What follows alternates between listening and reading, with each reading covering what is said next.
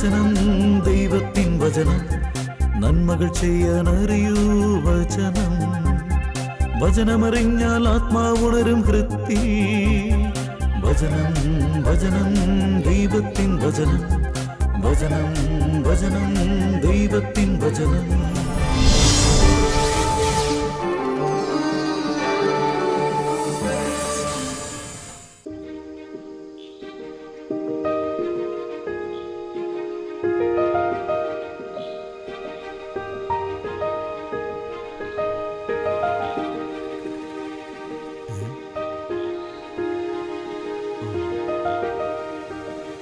ആ രാജേഷ്, അതിന് മാറ്റമൊന്നുമില്ല. അത് ഞാൻ നാളെ തന്നെ ചെന്ന് എസ്റ്റിമേറ്റ് എടുത്തോളാം. ഞാനത് വേണ്ട രീതി ചെയ്തോളാം. നീ ഇത് കസിനായാലും വേണ്ട, നിന്റെ ഒരു കൂട്ടുകാരനായാൽ പോലും ന്യായം വിട്ടൊരു പണി ഞാൻ ചെയ്യില്ല. അവസാനം അതൊക്കെ ഉണ്ടാവും. എന്താ ഇപ്പോൾ ഒരെണ്ണം നടക്കുന്നതേ, അത് തീരാറായി. അത് വെണ്ണയിലല്ല. പിന്നൊന്ന് കളമശ്ശേരി. പിന്നെ നീ ആ പുതിയ ടൈലിൻ്റെ പാർട്ടിയുടെ കാര്യമൊന്നും പറഞ്ഞില്ലല്ലോ. മധുവോ? ആ നമ്പറൊന്ന് സെൻഡ് ചെയ്ത്. രാജേഷ്, ഒരു മിനിറ്റ് ചേട്ടാ. ഇന്നലത്തെ പത്രം ഇവിടെ ഇരിക്കുന്നുണ്ടപ്പോൾ ഞാൻ എടുത്തായിരുന്നു. ഞങ്ങൾ ഇന്നലെ ഇവിടെ ഉണ്ടായിരുന്നില്ല. അളിയൻ്റെ മകളുടെ കല്യാണമായിരുന്നേ. ശരി, ആയിക്കോട്ടെ. രാജേഷേ, അപ്പോൾ പിന്നെ അങ്ങനെ ചെയ്യാം. നമ്പർ പറയാമെന്നോ? എങ്കിൽ പറഞ്ഞോ.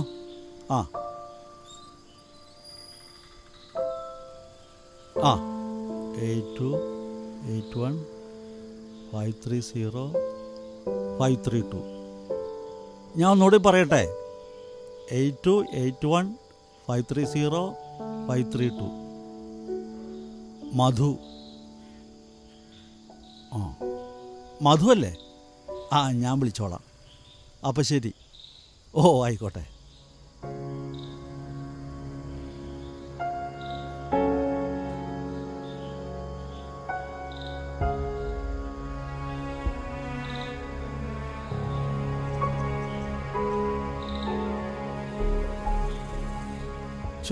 എൻഗേജഡ് ആണല്ലോ.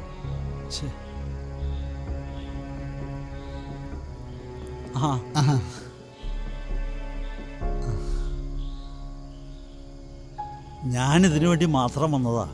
ഇപ്പം തന്നെ തിരിച്ചു പോവും. വളരെ ഉപകാരം ചേട്ടാ. പിന്നെ കല്യാണമൊക്കെ ഭംഗിയായി നടന്നല്ലോ അല്ലേ? നീ വാ, ഞാൻ ക്യാഷ് എടുക്കട്ടെ.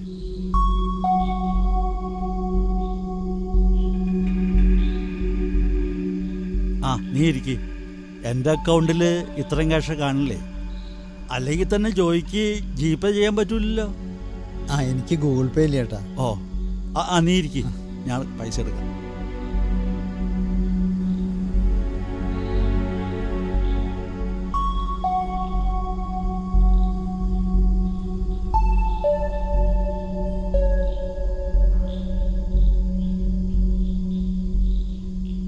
ജോയ്, ഇതേ ഞാൻ നിനക്ക് തരാനുള്ള 1 ലക്ഷം. ഇത് നീ അഡീഷണൽ ചോദിച്ച 1 ലക്ഷം. അപ്പം മൊത്തം 2 ലക്ഷം. വലിയ ഉപകാരം ചേട്ടാ. ഇത് ഞാൻ എത്രയും പെട്ടെന്ന് തിരിച്ചു തന്നോളാം. എനിക്ക് ഒരു മോശം അവസ്ഥ വന്നപ്പോൾ ഞാൻ ചോദിക്കാതെ തന്നെ എന്നെ 1 ലക്ഷം രൂപ എന്ന് സഹായിച്ചതാണ് നീ. അന്ന് ആ 1 ലക്ഷത്തിന് 1 കോടിയുടെ വിലയുണ്ടായിരുന്നു എനിക്ക്. നിനക്കൊരാവശ്യം വന്നപ്പോൾ എനിക്ക് ചെയ്യാൻ പറ്റുന്നത് ഞാനും ചെയ്യണ്ടേ? ഇനിയും ആവശ്യം വന്നാൽ ചോദിക്കാൻ മടിക്കണ്ട. വിശ്വസ്ത സ്നേഹിതനെ പോലെ അമൂല്യമായി ഒന്നുമില്ല. അവന്റെ മാഹാത്മ്യം അളവറ്റതാണ്. പ്രഭാഷകൻ 6-ാം അധ്യായം 15-ാം വാക്യം. സന്തോഷം ചേട്ടാ. മരുമോൻ്റെ ഒരു ജോലിക്കാര്യത്തിനാണേ. ഞാൻ പറഞ്ഞിരുന്നല്ലോ, ഈ 1 ലക്ഷം ഞാൻ ഉടനെ തിരിച്ചു തരാം. അത് സമാധാനമുള്ള കാര്യമല്ലേ? ഞാൻ ആവശ്യം വരുമ്പോൾ ചോദിച്ചോളാം. അതും അപ്പം നിൻ്റെ കയ്യിലുണ്ടെങ്കിൽ തന്നാൽ മതി. ശരി ചേട്ടാ.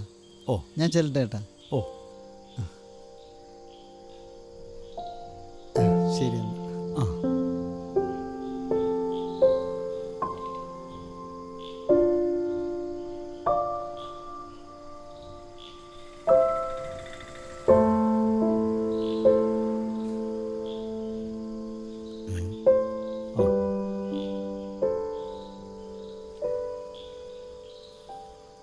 ഹലോ, മധു അല്ലേ? ഞാനേ രാജേഷ് പറഞ്ഞിട്ട് വിളിക്കുകയാണ്. എൻ്റെ പേര് ജോൺ. ആ, എൻ്റെ പുതിയ വർക്കിലേക്ക് നമുക്ക് കുറച്ച് മെറ്റീരിയൽസ് വേണം.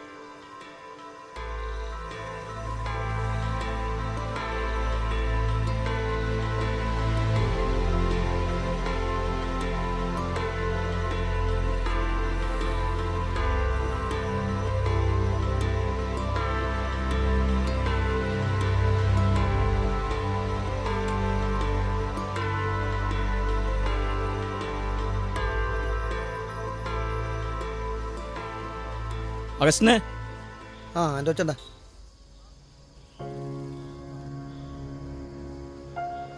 അപ്പച്ചൻ്റെ കുഴിക്കലൊന്നാണല്ലേ? ആ അതെ. ആ,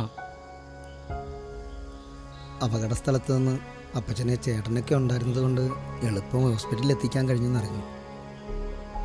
നിങ്ങളൊക്കെ ഒരുപാട് ബുദ്ധിമുട്ടിയല്ലേ. ഒരുപാട് നന്ദിയുണ്ട് ചേട്ടാ. എന്ത് ചെയ്യാനാടാ, ജോയിക്ക് ദൈവം അത്ര ആയുസ കൊടുത്തിട്ടുണ്ടാവുള്ളൂ.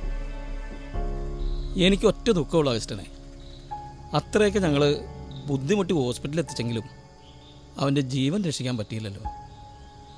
ഞങ്ങൾക്ക് വേണ്ടി അത്രയ്ക്ക് കഷ്ടപ്പെട്ട് ജീവിച്ചിരുന്ന മനുഷ്യനായിരുന്നു അപ്പച്ചൻ.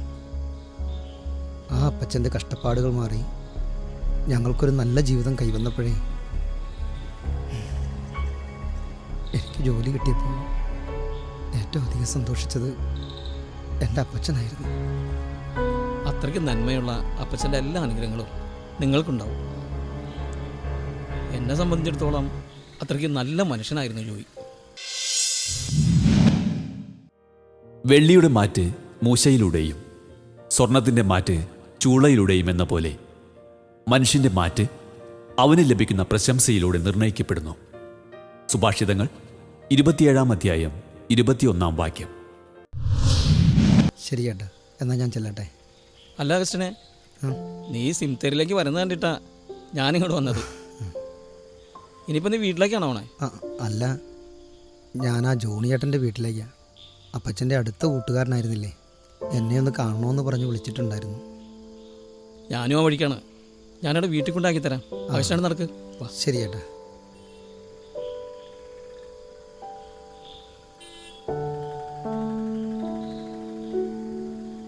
ആ ജോമോനെ. ആ ചേട്ടാ, എന്താ ചേട്ടാ എന്നോട് വരാൻ പറഞ്ഞേ? അത് ഒരത്യാവശ്യ കാര്യം മോനോട് സംസാരിക്കാനുണ്ടായിരുന്നു. അന്ന് മരണസമയത്തും അടക്കൻ്റെ ഇടയിലൊന്നും അത് സംസാരിക്കുന്നത് ശരിയല്ലല്ലോ എന്ന് കരുതിയിട്ടാ. എന്തു പറ്റി ചേട്ടാ? വേറൊന്നുമല്ല, അന്ന് ജോയിക്ക് അപകടം പറ്റിയത് ഇവിടെ വന്ന് എന്നെ കണ്ടു പോയതിന് ശേഷം. അവനന്ന് എൻ്റെ അടുത്ത് വന്നത് ഞാൻ അവന് കുറച്ച് പണം കൊടുക്കാനുണ്ടായിരുന്നു, അത് വാങ്ങിക്കാനാണ്. അറിയാം, അപ്പച്ചനത് അമ്മച്ചിയോട് പറഞ്ഞിരുന്നു. 1,00,000 രൂപയല്ലേ? അതെ, ആ 1,00,000 രൂപ കൂടാതെ 1,00,000 കൂടി ഞാൻ കടമായിട്ട് കൊടുത്തിരുന്നു. ഓ, മൊത്തം 2,00,000 രൂപ അവൻ്റെ കയ്യിലുണ്ടായിരുന്നു. ഇതിനിടയിൽ ആ പണം നിങ്ങളുടെ കയ്യിൽ കിട്ടിയോന്ന് അറിയാനാ ഞാൻ ഇല്ല മോനെ കാണണമെന്ന് പറഞ്ഞു. ഇല്ല ചേട്ടാ, ആ പണം ഞങ്ങൾക്ക് കിട്ടിയിട്ടില്ല. സത്യം പറഞ്ഞാൽ ഈ വിഷയം ചേട്ടനോടൊന്ന് ചോദിക്കണമെന്ന് കരുതിയിരിക്കുമ്പോഴാണ് ചേട്ടൻ എന്നെ കാണണമെന്ന് പറഞ്ഞ് വിളിപ്പിച്ചത്. അപ്പം പിന്നെ ആ കാശ് അവിടെ പോയി. അന്ന് അവിടെ ആക്സിഡൻ്റ് സ്ഥലത്ത് കൂടിയിരുന്ന ആരുടെയെങ്കിലും കയ്യിൽ കിട്ടിയിട്ടുണ്ടാവുമോ? അങ്ങനെ കിട്ടിയിട്ടുണ്ടെങ്കിൽ തന്നെ അത് ആർക്കാണെന്ന് എങ്ങനെ കണ്ടെത്താനാ ചേട്ടാ? ഇനി കണ്ടെത്തിയാലും കിട്ടിയ ആളിതുവരെ തിരികെ തരാത്തത് കൊണ്ട് അളിയൻ്റെ ജോലിക്കാര്യത്തിന് വേണ്ടിയാ അപ്പച്ചൻ ആ പണം വാങ്ങിയത്.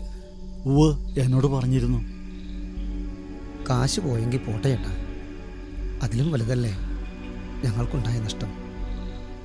പിന്നെ ചേട്ടൻ്റെ പണം അപ്പച്ചൻ വാങ്ങിയത്, അതൊരു 1,00,000 രൂപ ഞാൻ തിരിച്ചു തരും. എന്നാലും അതങ്ങനെയല്ലല്ലോ മോനെ. ഇനിയും നിങ്ങൾക്ക് ഒരുപാട് കാര്യങ്ങളൊക്കെ ഉള്ളതല്ലേ. അതും നിങ്ങൾക്ക് അർഹതപ്പെട്ട പണമാണ്. എൻ്റെ പണത്തിൻ്റെ കാര്യം അവിടെ നിൽക്കട്ടെ. ഈ പണം അങ്ങനെ ഉപേക്ഷിക്കാൻ പറ്റില്ല.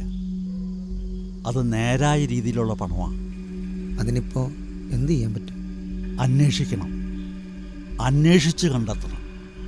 ആർക്കാ കിട്ടിയതെന്നറിയാതെ അന്നവിടെ ആക്സിഡൻ്റ് സ്ഥലത്തുണ്ടായിരുന്ന ആൾക്കാരോടൊക്കെ, അതായത് നമുക്ക് പരിചയമുള്ള ആളുകളോടൊക്കെ ഒന്ന് തിരക്കിയാലോ?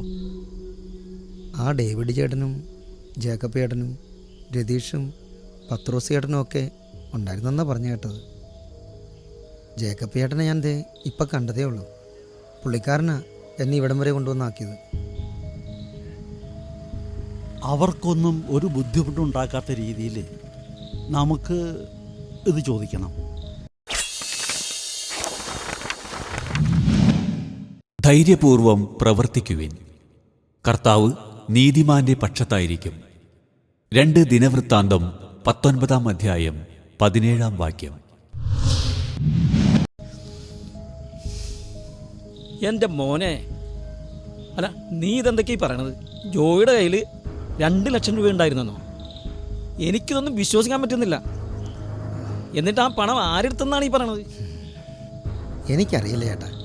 ഇന്നിപ്പോൾ ജോണി ചേട്ടൻ പറയുമ്പോഴാണ് ഞാൻ ഈ വിവരമൊക്കെ അറിയണം. ഓഹോ, അപ്പം അവൻ മോനെ വീട്ടിലേക്ക് വിളിച്ചത് ഇതിനായിരുന്നല്ലേ? അല്ല, അന്നവിടെ സംഭവ സ്ഥലത്തുണ്ടായിരുന്നവരോട് അവർക്ക് ബുദ്ധിമുട്ടില്ലാത്ത രീതിയിൽ ചോദിക്കണമെന്നൊക്കെയാണ് ചേട്ടൻ പറഞ്ഞത്. അതെങ്ങനെ മോനെ? ഇങ്ങനെയൊക്കെ ചോദിച്ചാൽ ആർക്കാണ് ബുദ്ധിമുട്ടില്ലായിരിക്കുന്നത്? അന്ന് ഇവിടെ ആക്സിഡൻറ്റ് നടന്നു കഴിഞ്ഞ് ഓടിയെത്തുമ്പോഴേ എങ്ങനെയെങ്കിലും ഇയാൾ ഹോസ്പിറ്റലിൽ എത്തിക്കണമെന്നല്ലാതെ അയാളുടെ പണം അടിച്ചു മാറ്റണമെന്ന് ആരെങ്കിലും വിചാരിക്കുമോ? അയ്യോ ചേട്ടാ, അടിച്ചു മാറ്റിയെന്ന് ആരും പറഞ്ഞിട്ടില്ല. പിന്നല്ലാതെ എന്താ ധരിക്കണത്? അങ്ങനെ അവിടുന്ന് കാശ് കയ്യിൽ കിട്ടിയിട്ടുണ്ടെങ്കിലേ വാച്ച്, മൊബൈല് ഇതെല്ലാം അങ്ങോട്ട് കയ്യിലേൽപ്പിച്ചില്ലേ? ഏയ്, ഇതാര് പറഞ്ഞിട്ടാണെങ്കിൽ ചെയ്യരുത്. മറിച്ച് ഞാനൊരു കാര്യം ചോദിക്കട്ടെ. ഈ ജോണേ അന്ന് നിൻ്റെ അപ്പച്ചനോട് കടം വാങ്ങിയ പണവും പിന്നെ കടമായിട്ട് വേറൊരു 1,00,000 രൂപ കൊടുത്തു എന്ന് പറയുന്നത് കള്ളമാണെങ്കിലോ? അയ്യോ അല്ല ചേട്ടാ, ജോണിയേട്ടൻ അങ്ങനെയൊന്നും പറയുകയും ചെയ്യുകയൊന്നുമില്ല. അപ്പം ഞാൻ ചെയ്യുമെന്ന് അല്ലേ? ഇത് നിൻ്റെ അപ്പനോടെ ആ കടം വാങ്ങിയ പണം തിരിച്ചു കൊടുക്കാതിരിക്കാൻ വേണ്ടിയിട്ടേ ആ ജോണ് നുണ പറയുന്നതായിരിക്കുള്ളൂ. അന്ന് 2,00,000 രൂപ കൊടുത്തു എന്ന് ഇതാണ് പറയുന്നത്. ഇപ്പോഴത്തെ കാലത്ത് ഒരു ഉപകാരം ചെയ്യരുതെന്ന്. അയ്യോ ചേട്ടാ, ഞാൻ ചോദിച്ചത് ചേട്ടന് ബുദ്ധിമുട്ടായെങ്കിൽ ക്ഷമിക്കേ. ആ ശരി ശരി, നീയും കൊള്ളാം, നിൻ്റെ അപ്പൻ്റെ കൂട്ടുകാരനും കൊള്ളാം.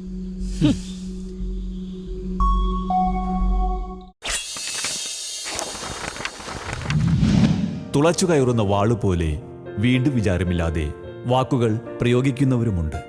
സുഭാഷിതങ്ങൾ 12-ാം അധ്യായം 18-ാം വാക്യം.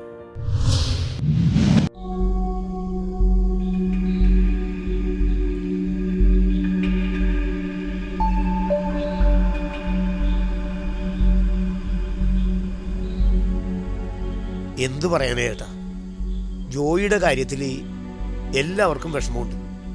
കേട്ടിട്ടില്ലേ, നല്ലവർക്ക് ആയുസ് കുറവായിരിക്കുന്നു. അതൊക്കെ ഓരോരുത്തർ ഓരോരോ ഇഷ്ടത്തിന് ഓരോന്ന് പറയുന്നതല്ലേ. പറഞ്ഞിട്ടെന്താ, അവന് വേണ്ടി സങ്കടപ്പെടാൻ ഒരു നാട് മുഴുവൻ ബാക്കിയാക്കിയിട്ടാ അവൻ പോയത്. പിന്നെ എടാ, ഞാനൊരു കാര്യം ചോദിക്കണമെന്ന് വിചാരിക്കുക.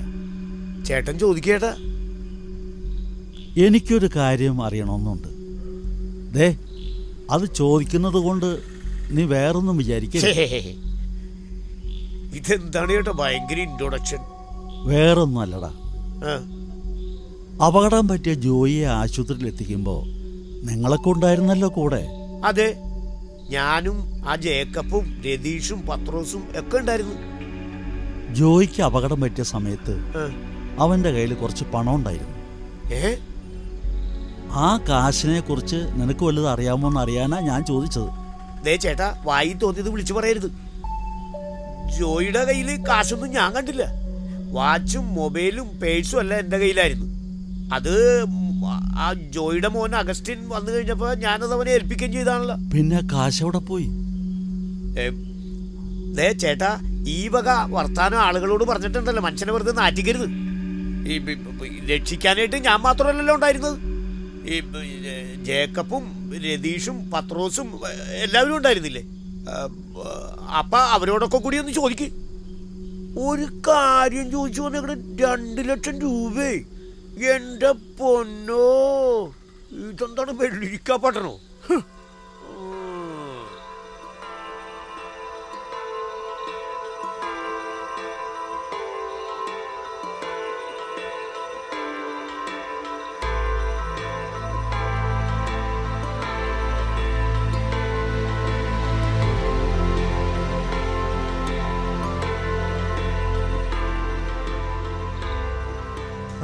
ആ തോമസ് വാടാ, ഞാൻ പുറത്തേക്ക് ഇറങ്ങാൻ തുടങ്ങിയിരുന്നു. ഞാൻ വരുമ്പോൾ ചേച്ചിനെ കണ്ടായിരുന്നു മോൻ്റെ കൂടെ പുറത്തേക്ക് പോണത്. അപ്പോഴാണ് ചേട്ടൻ ഇവിടെ ഉണ്ടെന്ന് പറഞ്ഞത്. ആ കഴിഞ്ഞ ആഴ്ചയിലായിരുന്നു അളിയൻ്റെ മോളുടെ കല്യാണം. അവരവിടെ വരെ ഒന്ന് പോവാ. ഓ എടാ പിന്നെന്താണ് നീ ഈ വഴിക്ക്? ചേട്ടാ, ചേട്ടനോട് അന്ന് ഞാൻ മേടിച്ച ക്യാഷില്ലേ, അത് തരാൻ വേണ്ടി വന്നാണ്. അല്ല, നീ അത് അടുത്ത മാസം തരാന്നല്ലോ പറഞ്ഞത്. ഈ അടുത്ത കാലത്തൊന്നും കിട്ടില്ല എന്ന് ചോദിച്ച പണമാണ്. അപ്രതീക്ഷിതമായിട്ട് പുള്ളി വിളിച്ചിട്ട് ക്യാഷ് തിരിച്ചു തന്നു. അപ്പോൾ പിന്നെ ചേട്ടൻ്റെ ക്യാഷ് അങ്ങ് നേക്കാന്ന് വിചാരിച്ചു. ചേട്ടൻ ഇതൊന്ന് എണ്ണി നോക്കി. ഓ എണ്ണൊന്നും നോക്കണ്ട. അല്ല, ഞാൻ എനിക്ക് കിട്ടിയ പോലെ തന്നെ കൊണ്ടുവന്ന് തന്നിക്കണത്. എണ്ണിയിലായിരുന്നേ. ആ അത് ഞാൻ എണ്ണി നോക്കിക്കോളാം. അപ്പോൾ ഞാൻ ചെല്ലട്ടെ ചേട്ടാ. ഓ അങ്ങനെ ആയിക്കോട്ടെ. ഓ സന്തോഷം. എന്നാൽ പോയിട്ട് വരട്ടെ.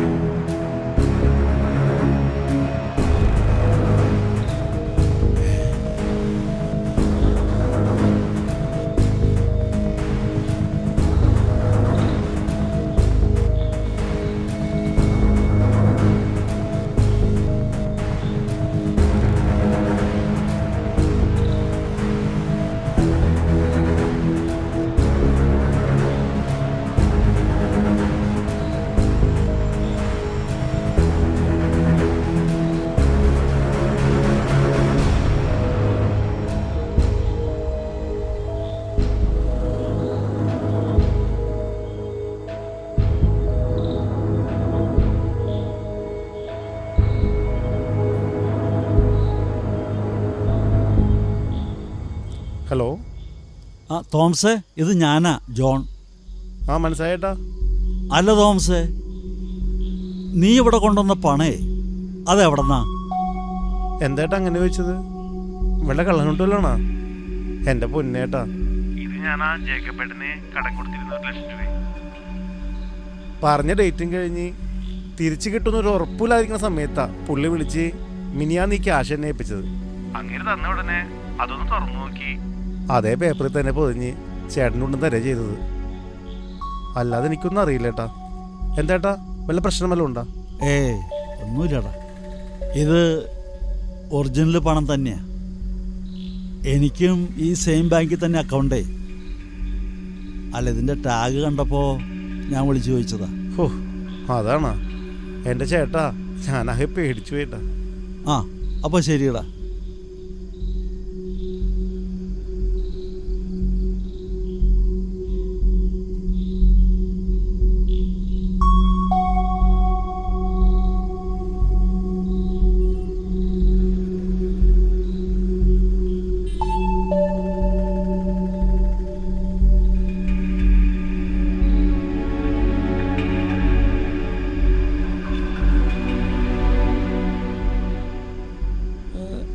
ആ എന്തായി?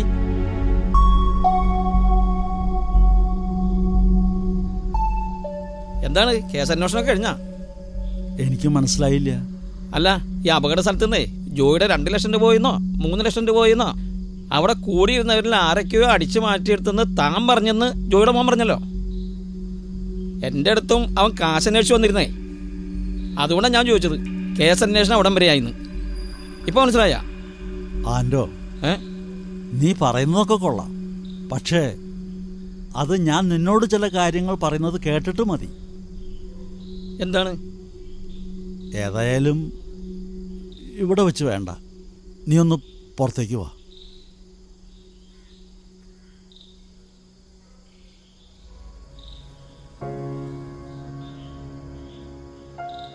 താനെന്താ എന്നെ വരട്ടുകയാണോ? തനിക്കെന്നെ ശരിക്കാണ് അറിഞ്ഞൂടാ. നീ എന്തെല്ലാം പറഞ്ഞാലും എൻ്റെ ആൻഡോ, സത്യം അതങ്ങനെ മറച്ചു വയ്ക്കാൻ പറ്റില്ല. മറ്റാരും കണ്ടില്ലെങ്കിലും അറിഞ്ഞില്ലെങ്കിലും ദൈവം ഇതെല്ലാം കാണുന്നു, അറിയുന്നു എന്നുള്ള കാര്യം മറക്കരുത് നീ. ഞാൻ തോമസിന് കൊടുക്കാനുള്ള 1 ലക്ഷം രൂപ കൊടുത്തു. അത് താൻ കൊടുത്ത 2 ലക്ഷം രൂപയിൽ പെട്ടതാണെന്നുള്ളതിന് എന്താ തെളിവ്? താൻ ജോയ്ക്ക് പണം പൊതിഞ്ഞു കൊടുത്ത അതേ പേപ്പറിലാണ് ഞാൻ തോമസിന് പണം കൊടുത്തത്. താൻ ഈ പറയുന്നത് ആരും വിശ്വസിക്കിടുമോ? ആൻഡോ, ദൈവം നമ്മുടെ ഓരോരുത്തരുടെയും ആന്തരാത്മാവിൽ മന്ത്രിക്കുന്ന സ്വരമാണ് മനസ്സാക്ഷി. തിന്മ ചെയ്യരുത്, നന്മ ചെയ്യണം എന്ന ആന്തരിക നിയമം ഏത് മനുഷ്യൻ്റെയും ഉള്ളിൽ രേഖപ്പെടുത്തിയിട്ടുണ്ട്. ദിവ്യമായ ഈ സ്വരത്തെ അവഗണിച്ചാൽ ക്രമേണ നമ്മുടെ മനസ്സിന് നൈർമല്യം നഷ്ടപ്പെടും. അപ്പോൾ കള്ളത്തരം കാണിക്കാനേ നമുക്കൊരു മടിയും കാണില്ല. നീ തെറ്റ് ചെയ്തു ആൻഡോ, അത് നീ തിരുത്തണം. തിരുത്താനാ? എന്ത് തിരുത്താൻ? എന്ത് തെറ്റാണ് ഞാൻ ചെയ്തത്? എന്ത് കള്ളത്തരോടാണ് ഞാൻ ചെയ്തത്? ഒരു പക്ഷേ നീ തോമസിന് ഞാൻ ജോയ്ക്ക് പണം പൊതിഞ്ഞു കൊടുത്ത അതേ പേപ്പറിൽ തന്നെ പണം പൊതിഞ്ഞു കൊടുത്തില്ലായിരുന്നെങ്കിൽ ഈ കള്ളത്തരം ഞാൻ അറിയാതെ പോയേനെ. താൻ എന്ത് പൊട്ടത്തരോടാണ് ഈ പറയണത്? തൻ്റെ വീട്ടിൽ മാത്രമല്ല, എൻ്റെ വീട്ടിലും പത്രം വരുത്തുന്നുണ്ട്. നീയും പത്രം വരുത്തുന്നുണ്ടാവാം, നിന്റെ വീട്ടിലും പത്രം ഉണ്ടാവാം. പക്ഷേ ഞാൻ ഫോൺ നമ്പർ എഴുതിയ ആ പേപ്പർ, അതെൻ്റെ പേപ്പറാണ്. അതാണ് നിനക്കെതിരുള്ള എൻ്റെ തെളിവ്, ദൈവത്തിൻ്റെ തെളിവ്.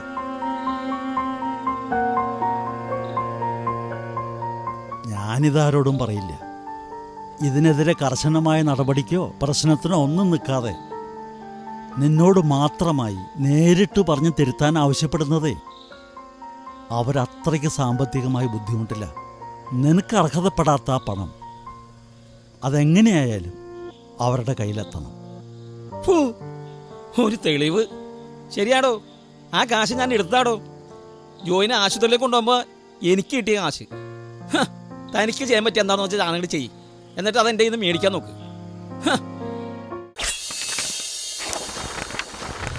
കുഞ്ഞുമക്കളെ, നാവിനെ നിയന്ത്രിക്കേണ്ടത് എങ്ങനെയെന്ന് കേൾക്കുവിൻ. ഈ ഉപദേശമനുസരിക്കുന്നവൻ കുറ്റക്കാരനാവുകയില്ല. പാപിയുടെ പതനത്തിനു കാരണം അവന്റെ ചുണ്ടുകളാണ്. പ്രഭാഷകൻ 23-ാം അധ്യായം 7-ാം വാക്യം.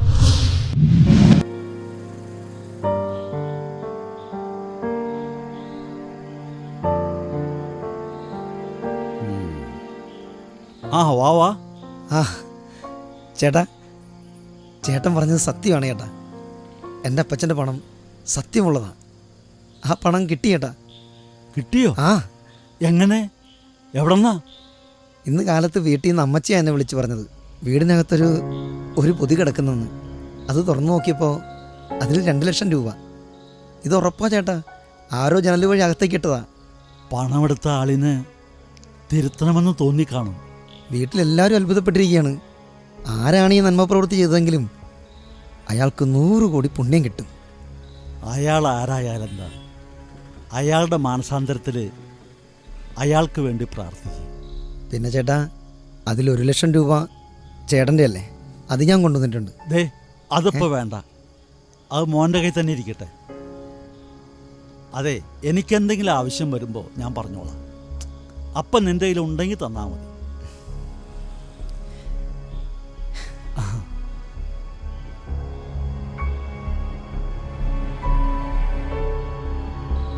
ആ ചേട്ടാ. ആൻഡോ,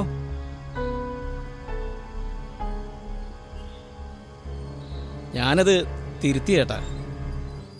നീ എന്നെ അങ്ങനെയൊക്കെ പറഞ്ഞ് വെല്ലുവിളിച്ചു പോയെങ്കിലും എനിക്ക് ഉറപ്പായിരുന്നു നീ തിരുത്തപ്പെടുമെന്ന്. കാരണം ക്ഷമിക്കാനും പൊറുക്കാനൊക്കെ കഴിയുന്ന കർത്താവിൻ്റെ മുമ്പിൽ പ്രാർത്ഥിച്ചിട്ടാ ഞാൻ നിന്നെ കാണാൻ വന്നത്. ഞാനാണ് ആ പണം എടുത്തതെന്ന് വ്യക്തമായിട്ട് തെളിവുണ്ടായിട്ടും അവൻ്റെ വീട്ടുകാരെയോ നാട്ടുകാരെയോ അറിയിക്കാതെ എന്നെ രക്ഷിക്കാൻ കാണിച്ച മനസ്സുണ്ടല്ലോ, ഞാൻ മരണം വരെ മറക്കില്ല. മേലിൽ സത്യത്തിന് നിരക്കാത്ത ഒരു പ്രവൃത്തിയും ചെയ്യില്ലെന്ന് ദൃഢപ്രതിജ്ഞ എടുത്തുകൊണ്ടാണ് ഞാനിപ്പോൾ ചേട്ടൻ്റെ മുമ്പിൽ നിൽക്കുന്നത്. ദൈവം നിന്നെ അനുഗ്രഹിക്കട്ടെ.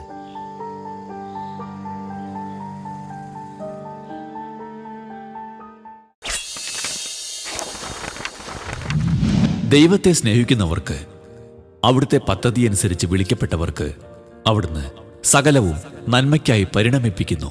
റോമ 8:28 നിങ്ങളുടെ വിലയേറിയ അഭിപ്രായങ്ങളും നിർദ്ദേശങ്ങളും ഞങ്ങളെ അറിയിക്കുക. ദി പ്രൊഡ്യൂസർ, വചനം പറയുന്നത്, divine vision, divine retreat centre, Muringoor PO, Chalakudy 680309. Phone 8891952600. Email വചനം പറയുന്നത് @gmail.com.